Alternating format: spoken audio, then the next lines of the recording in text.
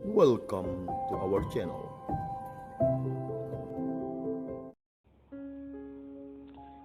Bapak Ibu, saudara-saudari yang terkasih, para pendengar setia Riak Sabda, kita berjumpa lagi di Renungan Harian Riak Sabda, edisi Kamis 10 Februari 2022. Bacaan pada pagi hari ini diambil dari Injil Markus bab 7 ayat 24 sampai dengan ayat 30. Sekali peristiwa, Yesus berangkat dari situ dan pergi ke daerah Tirus. Ia masuk ke sebuah rumah dan tidak mau bahwa ada orang yang mengetahuinya.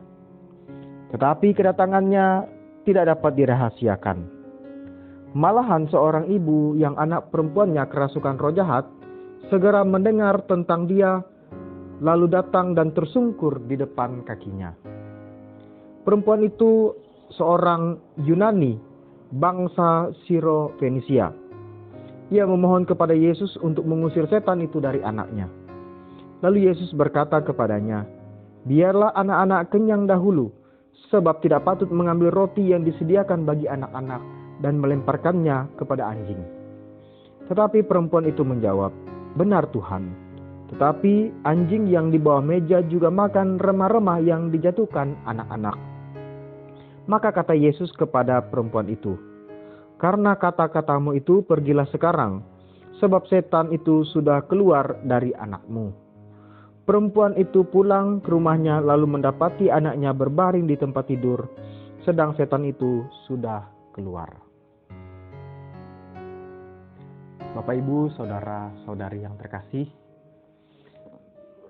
dalam hidup kita setiap hari, kita pasti pernah mengalami apa yang disebut dengan keputusasaan, di mana kita merasa bahwa tidak ada lagi harapan yang bisa kita lakukan, tidak ada lagi sesuatu yang dapat kita buat untuk mengubah situasi, mengubah kondisi yang kita alami pada waktu itu.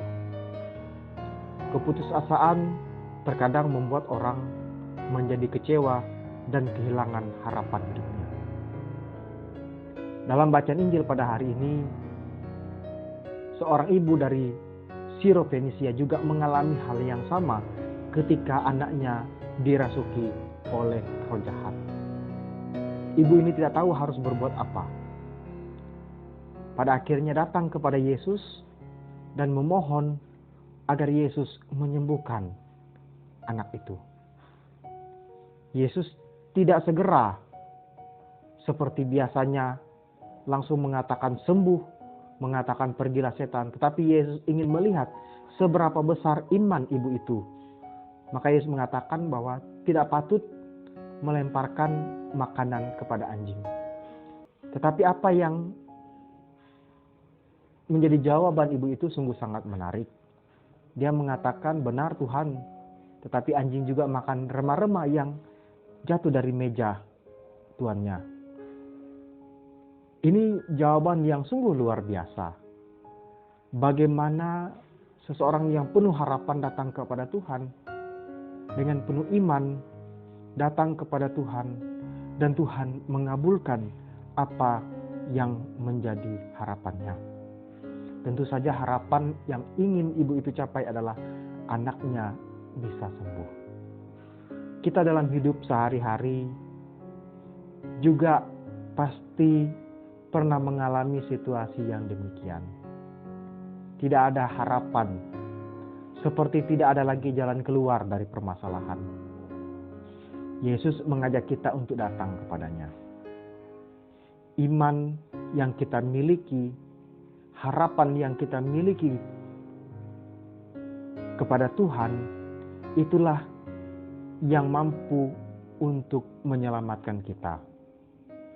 Meskipun memang terkadang apa yang kita doakan, apa yang kita minta kepada Tuhan mungkin tidak dikabulkan secara langsung, secara instan, tetapi perlu proses yang panjang. Namun dari situlah kita melihat bagaimana Tuhan itu bekerja karena kita memohon dan meminta kepadanya. Yesus mengajak kita untuk selalu berseru kepadanya, memohon belas kasih-Nya. Karena dalam hidup ini kita kerap kali melakukan kesalahan, punya kelalaian, punya kedosaan, punya kelemahan. Yesus ingin kita yang lemah, yang berdosa, datang kepadanya, memohon berkat darinya. Agar dalam hidup kita sungguh-sungguh mampu merasakan betapa baiknya Tuhan dalam hidup kita. Situasi hidup pasti ada dan tetap ada. Kita tidak bisa menghindari permasalahan, tidak bisa menghindari persoalan. Tetapi sekali lagi, Yesus ingin melihat seberapa besar iman kita ketika kita berhadapan dengan persoalan-persoalan hidup itu.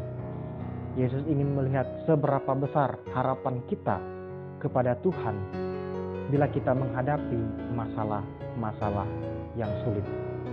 Apakah kita mau datang kepada Tuhan? Apakah kita mau menyatakan iman kita kepada Tuhan, memohon belas kasih-Nya, atau malah kita pergi dari Tuhan mencari jalan yang lain? Bapak, Ibu, saudara-saudari yang terkasih, marilah kita pada hari ini melihat kembali iman kita. Sejauh mana iman kita, kedekatan pribadi kita dengan Tuhan. Apakah kita sudah sungguh-sungguh menjalani relasi yang baik dengan Tuhan dalam hidup kita setiap hari, dekat dengannya, dalam doa, dalam ibadat kita, dalam hidup kita sehari-hari. Mari kita belajar dari teladan ibu dari Syro-Fenisia yang imannya begitu besar. Iman yang begitu besar mampu membawa perubahan dalam hidup. Iman yang besar mampu membawa apa yang baik bagi hidup kita. Iman yang besar, iman kita menyelamatkan kita. Itulah kata-kata Yesus yang sering dia ucapkan setelah ia menyembuhkan orang banyak. Imanmu menyelamatkan engkau. Inilah iman kita.